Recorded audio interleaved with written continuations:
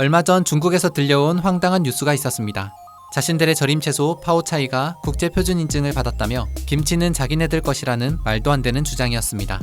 급기야 유명 유튜버를 내세워 어설프게 김치 담그는 영상까지 올리고 나선 중국. 그래서 오늘 영상에서는 김치의 유래에 대해 알아볼까 합니다. 후루룩 짭짭 라면을 먹을 때도, 달콤 달달 고구마를 먹을 때도, 갓 지은 하얀 쌀밥을 먹을 때도 빠질 수 없는 것이 바로 김치입니다. 인도 하면 카레, 이탈리아 하면 피자, 한국 하면 김치가 떠오르듯 명실상부 대한민국을 대표하는 음식 김치. 과연 우리는 언제부터 이 김치를 먹어온 것일까? 채소 염장을 기원으로 보면 멀리 삼국시대까지 거슬러 올라갈 수 있는데, 삼국지 위지동의전을 보면 고구려인들은 술빚기, 장담기, 젓갈 등의 발효 음식을 매우 잘한다는 대목이 있으며, 일본의 정창원고 문서에는 수수보리저, 현재의 김치 비슷한 것을 만들어 일본으로 보냈다는 기록이 남아있으며, 삼국사기에도 김치와 비슷한 발효식품이 기록되어 있다고 합니다. 김치의 어원을 보면 한자로 침채, 채소를 소금물에 담가서 절였다는 뜻으로 동치미 역시 겨울에 담가 먹는 침채, 동치미 변형된 말이라고 합니다. 그러다 16세기에 들어서 침채가 딤채로 한글 표기가 됐고, 다시 짐채, 그리고 김채를 거쳐 19세기에 김치로 정착된 것입니다. 우리는 김치 하면 빨간 배추김치부터 떠올리지만, 사실 김치를 빨갛게 만드는 고추는 아메리카 대륙에서 포르투갈 상인들을 통해 동아시아로 전해진 후 우리나라엔 임진왜란 이후에나 들어왔기 때문에 그전까진 주로 동치미 같은 하얀 김치류가 우리 선조들의 밥상 위에 올라왔을 것이라고 합니다. 게다가 고추가 들어오고 나서도 처음엔 고추를 독초로 인식해 관상용이나 잡초로만 여겼다고 합니다. 그러다 고추가 김치에 본격적으로 쓰이기 시작한 데는 슬픈 사연이 있으니, 현종 11년과 12년, 경술년과 신해년에 걸쳐 있었던 조선시대 역사상 최악의 기근 사태, 경신 대기근 때문입니다.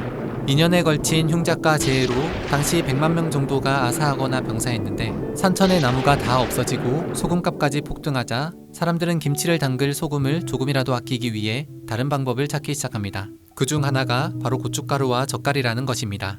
여기에 또 하나 의외의 사실은, 요즘 우리가 김치로 가장 많이 먹는 배추는 고추보다도 더 늦게 들어왔다는 사실입니다. 통배추를 사용한 김치가 등장한 것은 조선시대 후기로, 헌종 15년 홍성모가 쓴 동국세시기에 보면 서울의 풍속에 무, 배추, 마늘, 고추, 소금으로 독의 김장을 담근다 라는 기록이 남아있다고 합니다. 그렇게 김치는 아주 오랜 기간을 거쳐 주로 무를 이용한 절임식의 깨끗하고 소박한 김치에서 배추와 고추, 마늘, 젓갈 등을 함께 버무려 담그는 오늘날의 김치로 변신을 해왔습니다. 또 김치하면 떠오르는 김장 역시 오래전부터 내려온 풍속으로, 정확히 언제부터 내려왔는지는 알 수 없지만 고려시대 이규보가 쓴 동국 이상국집을 보면 장에 담근 무 여름철에 먹기 좋고 소금에 절인 순무 겨울 내내 반찬이 되네 라는 대목이 있는 걸로 봐서 김장의 역사 역시 1000년도 훨씬 넘었다는 사실입니다. 이렇게 1000년을 이어온 우리의 김장 문화는 지난 2013년 유네스코 인류무형문화유산으로 지정됐으며, 김치는 그보다 훨씬 오래전인 2001년 당시 일본 기무치를 누르고 김치라는 영문 명칭으로 국제표준, 국제식품규격으로 인정받았다는 사실입니다. 한마디로 김치로 국제표준을 받은 건 대한민국 밖에 없다는 것입니다. 지금까지 1000년을 이어온 한국의 맛, 김치의 유래에 대해 알아봤습니다. 만약에 김치가 없었더라면 무슨 맛으로 밥을 먹을까?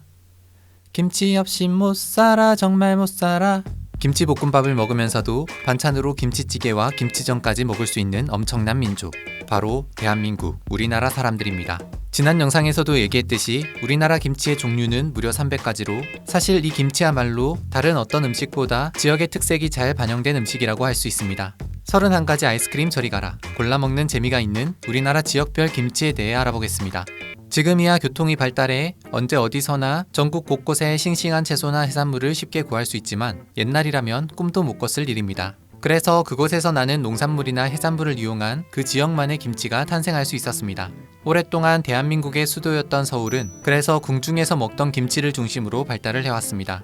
왕에게 진상하기 위해 올라온 전국의 산의 진미가 모여 김치의 모양이 화려하고 가짓수가 많은 것이 서울김치의 자랑인데, 대표적으로 배추김치, 보쌈김치, 나박김치, 오이김치 등이 있으며, 간은 짜거나 맵지 않고 양념은 잘게 다져 보기에도 깔끔한 것이 바로 서울김치의 특징이라고 볼 수 있습니다. 경기도는 서해안에서 나는 해산물과 동쪽 산간 지역에서 나는 산채, 그리고 넓은 들과 밭에서 나는 곡식이 어우러져 김치의 맛과 종류가 다양해질 수 있었습니다. 감칠맛을 내기 위해 김치 속에 생새우나 생갈치, 생태 등을 넣기도 하는데 고구마 줄기김치, 총각김치, 미나리김치, 오이소박이 등이 바로 경기도를 대표하는 김치입니다. 태백산맥을 중심으로 영서지방과 영동지방으로 나뉘는 강원도는 두 지역의 기후와 날씨가 다른 만큼 김치의 특징도 전혀 다릅니다. 바다를 끼고 있는 영동지방은 양념소에 북어나 명태, 오징어 같은 해산물을 썰어놓고 영서지방은 산간 지역의 채소를 많이 이용하는데 특히 갓을 많이 넣어 칼칼한 맛을 내고 국물은 넉넉하게 간은 싱겁게 하는 갓김치가 대표적입니다. 이 밖에도 해물김치, 오징어김치, 해조김치, 더덕김치 등이 바로 강원도의 대표 김치들입니다. 충청도 역시 충남 지역의 해산물과 충북 지역의 채소가 함께 어우러져 맛을 내는데 충청도 김치는 젓갈을 많이 쓰지 않고 주로 소금만을 이용해 담백하고 소박한 맛을 내는 것이 특징입니다. 여기에 미나리나 파, 삭힌 풋고추 등을 넣거나 표고버섯을 채 썰어 배와 밤을 섞어 김치를 담그기도 하는데 열무 물김치, 호박김치, 굴깍두기, 시금치김치, 가지김치 등이 충청도의 김치들입니다. 남쪽이라 기온이 따뜻한 경상도에는 김치가 빨리 익는 것을 막기 위해 마늘과 고춧가루를 많이 사용해 맵고 또 소금과 젓갈을 많이 넣어 짜고 그래서 맵고 짠맛이 강한 것이 경상도 김치의 특징으로 부추김치, 고추김치, 고들빼기 김치, 무말랭이 김치, 콩잎김치 등이 경상도에 잘 나가는 대표 김치들입니다. 오래전부터 음식의 고장 전라도는 해산물뿐 아니라 농산물도 풍부해 김치의 종류도 참 다양합니다. 경상도와 마찬가지로 전라도 역시 기후가 따뜻하기 때문에 고추와 젓갈을 많이 넣어 간을 세게 하는 것이 특징입니다. 갓김치, 어리김치, 파래김치, 콩나물김치, 고들빼기 김치 등이 전라도의 대표 김치들인데 시원한 맛을 내기 위해 찹쌀풀을 쑤어 김치에 넣거나 여러가지 채소를 함께 듬뿍 넣는 것도 전라도 김치의 특징입니다. 섬이라는 특수성 때문에 다양한 식재료를 구하기 어려운 제주도는 그래서 재료와 양념을 적게 사용해 재료 본연의 맛을 살리는 것이 특징입니다. 또 따뜻한 날씨로 사시사철 채소를 키울 수 있기 때문에 많은 양의 김장을 하지 않고 겨울에도 잘 자라는 재래종 배추의 줄기나 꽃봉오리를 이용한 김치, 제주도의 해산물을 이용한 전복김치나 톡김치 같은 색다른 김치를 탄생시키기도 했습니다. 과연 이렇게 많은 김치들 중 당신이 먹어본 김치는 몇 가지나 되는지 지금까지 전국 방방곡곡 다양한 매력을 가진 우리 김치에 대해 알아봤습니다. 지난 2008년 미국의 한 건강 잡지에 스페인의 올리브유, 그리스의 요구르트, 인도의 렌틸콩, 일본의 나토와 함께 세계 5대 건강식품 중 하나로 꼽힌 음식은 과연 무엇일까? 뿐만 아니라 2015년 미국 타임지에 당신을 행복하게 만들어주는 식품 6가지 중 하나로 2017년 영국의 가디언에 5대 슈퍼푸드 중 하나로 당당히 이름을 올린 음식, 바로 대한민국 김치입니다. 김치엔 대체 어떤 효능이 있기에 이렇게 세계적으로 뜨거운 관심을 받고 있는 것일까? 배추김치부터 무김치, 파김치, 총각김치, 동치미, 갓김치, 부추김치 등등 김치는 그 재료나 양념의 비율, 숙성 방법에 따라 그 종류가 무려 300가지가 넘는다고 합니다. 그리고 엄청난 종류만큼이나 놀라운 것이 바로 김치의 효능입니다. 과연 김치엔 어떤 효능들이 있는 것일까? 여기에 궁금증을 느낀 국내의 한 대학 교수팀은 1995년부터 2015년까지 전 세계에서 발표된 김치 관련 연구 한글 논문 385편과 영어 논문 205편, 총 590편을 샅샅이 분석하는 작업을 하게 됩니다. 그리고 알게 된 김치의 대표적인 효능 8가지가 있었으니 그 첫 번째는 바로 항암식품으로 기대를 모으고 있다는 것입니다. 김치의 재료인 배추, 무, 갓, 마늘, 고추 등이 모두 암을 예방하는 채소로 배추에 있는 인돌스리카비놀과 아이소사이오시아네이트, 마늘의 알릴설파이드 등이 알고 보면 항암 성분이라는 것입니다. 특히 막 담근 김치보다 적당히 숙성되었을 때 항암 효과가 더욱 커진다는 연구 결과가 있으며 WHO에서 1군 발암물질로 규정한 소시지 같은 가공육을 김치와 함께 먹으면 발암 가능성을 낮출 수 있다는 것입니다. 마늘이나 생강 등에 있는 염증 억제 성분들이 가공육에 다량으로 들어있는 PAH나 HCA 같은 발암 성분의 독성을 상쇄시켜준다는 것입니다. 김치의 효능 두 번째는 소화 능력입니다. 김치의 발효 과정에서 생기는 유산균이 음식의 소화를 돕고 장을 깨끗이 하는 정장작용을 해준다는 것인데 부산대 김치연구소의 연구 결과에 따르면 김치를 하루 300g쯤 먹으면 우리 대장의 유산균이 무려 100배가량 증가한다고 합니다. 세 번째는 김치가 익는 도중에 생기는 젖산과 유기산이 감칠맛을 증가시켜 입맛을 돋게 만들어주는 것입니다. 네 번째는 이렇게 입맛은 살려주지만 살은 찌게 하지 않는다는 점입니다. 그래서 한때 일본의 젊은 여성들 사이에선 김치가 다이어트 식품으로 각광을 받기도 했는데 바로 고추의 매운맛 성분인 캡사이신이 지방의 분해와 연소를 돕고 김치의 식이섬유는 포만감을 주고 배설을 촉진시켜주기 때문이라고 합니다.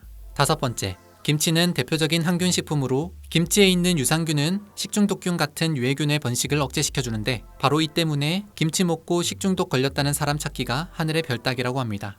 김치의 효능 6번째는 아토피 피부염이나 천식, 비염 같은 알레르기 질환 예방으로 국내 한 연구 결과에 따르면 김치를 꾸준히 먹은 사람의 경우엔 아토피 피부염이나 비염, 천식 같은 질환이 더 적게 나타난 걸 알 수 있었다고 합니다. 7번째, 김치에는 칼슘이나 인, 철분이 풍부해 빈혈에도 도움이 되는 것으로 알려져 있습니다. 마지막 8번째, 김치는 혈관 질환을 예방하는 데도 효과적이라는 것입니다. 김치를 담글 때 사용하는 마늘에는 셀레늄과 알리신이 풍부한데 알리신은 콜레스테롤 수치를 낮추는 데 도움을 주어 뇌졸중이나 심장마비와 같은 심장질환의 위험을 줄이고 셀레늄은 플라크의 축적을 막아 동맥경화증의 위험을 줄여준다는 것입니다. 하지만 이렇게 몸에 좋은 김치도 너무 과하면 독, 뭐든지 적당히 먹어야 보약이 된다는 사실입니다. 특히 당뇨나 고혈압, 위염 등의 질환이 있는 사람은 빨간 배추김치보다는 백김치나 동치미, 나박김치를 먹는 것이 더 좋다고 하니 기억하시면 좋을 것 같습니다. 지난 영상에서 김치의 역사, 효능, 그리고 지역별 김치의 특징에 대해 알아봤습니다.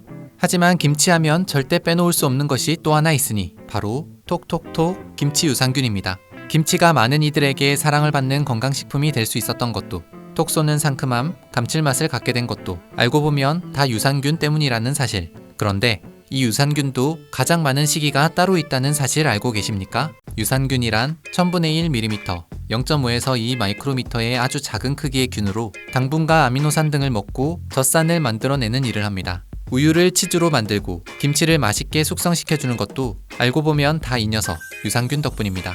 특히 김치 유산균은 생존력 갑. 평소 워낙 짜고 매운 환경에서 살다 보니 우리 몸에서 각종 영양소를 분해하고 섭취하는 능력이 치즈 같은 동물성 유산균보다 훨씬 더 뛰어나다는 사실입니다. 실제로 김치 유산균을 우유에 넣으면 쌩쌩하게 살아 치즈를 만들지만 우유에서 추출한 유산균을 김치에 넣으면 곧 죽어버린다고 합니다. 그만큼 김치 유산균의 생존력은 강하고 효과가 크다는 것으로 김치 유산균은 장 건강뿐 아니라 항암이나 항균, 아토피 피부염, 콜레스테롤 등 여러가지 질병에 치료 효과가 있다는 연구 결과가 발표되기도 했습니다. 몇 년 전 한 김치 냉장고 광고에서 김치가 익을 때 나는 소리라며 톡톡 소리를 들려주었는데 그 소리가 바로 김치 유산균이 발효하면서 증식할 때 나는 소리입니다. 사실 김치 유산균은 한 가지만 있는 게 아니라 지금까지 알려진 종류만 해도 20가지가 넘게 있다고 합니다. 바이셀라균, 류코노스톡균, 락토바실러스균 등이 바로 대표적인 김치 유산균들로 김치의 숙성 정도에 따라 나오는 유산균도 조금씩 달라집니다. 김치를 담그고 일주일 정도가 지나면 바이셀라균이, 2주 정도가 지나면 류코노스톡균이, 3주 정도가 지나면 락토바실러스균이 풍부해지는데 가장 먼저 생기는 바이셀라균은 위암 예방에 효과가 있다고 알려져 있으며 류코노스톡균은 장을 청소해주고 락토바실러스균은 대장암 예방 등에 효과가 있다고 합니다. 또한 이 유산균은 김치 맛을 내는데도 결정적인 역할을 합니다. 김치 속 유산균은 배추나 무, 고춧가루 속에 들어있는 포도당과 과당, 그리고 양념과 함께 들어간 설탕 등을 먹고 젖산이나 초산, 덱스트란, 만니톨, 이산화탄소와 같은 발효 부산물들을 배설해내는데 젖산은 신맛을, 초산은 신맛과 냄새를, 덱스트란은 감칠맛을, 만니톨은 단맛을, 이산화탄소는 톡 쏘는 탄산을 만들어내 김치의 맛을 상큼, 시큼, 깊게 만들어낼 수 있는 것입니다. 그렇다면 김치는 언제 가장 유산균이 많은 것일까? 덜 익었을 때? 아니면 완전히 잘 익었을 때? 정답은 바로 살짝 덜 익었을 때입니다. 물론 숙성 기간이나 기온 등에 따라 어느 정도 차이는 있겠지만 일반적으로 담근 지 일주일 정도가 지났을 때 유산균이 가장 많은데 막 김장을 했을 때 1g당 1만 마리 정도였던 유산균은 일주일 정도가 지나면 1억 마리로 급격히 늘어나고 그러다 시간이 지날수록 다시 조금씩 감소하기 시작해 1년 정도가 지나 묵은지가 되면 수천 마리로 줄어들게 된다는 것입니다. 김치가 살짝 덜 숙성되었을 때 유산균이 가장 활발하게 활동하기 때문에 그런 것인데 이때는 김치 한 젓가락만 먹어도 4-50억 마리의 유산균을 함께 먹는 셈으로 만약 살아있는 김치 유산균을 많이 섭취하고 싶다면 묵은지보다는 담근 지 7-8일 정도 되는 김치를 먹는 것이 좋습니다. 또 아무리 유산균이 많은 김치라고 하더라도 75도 이상의 열을 가하면 대부분 15초 만에 사멸한다고 하니 이왕이면 끓이거나 볶지 말고 생김치 그대로 먹는 것이 장까지 살아가는 유산균을 많이 섭취할 수 있다는 사실 기억하시면 좋을 것 같습니다.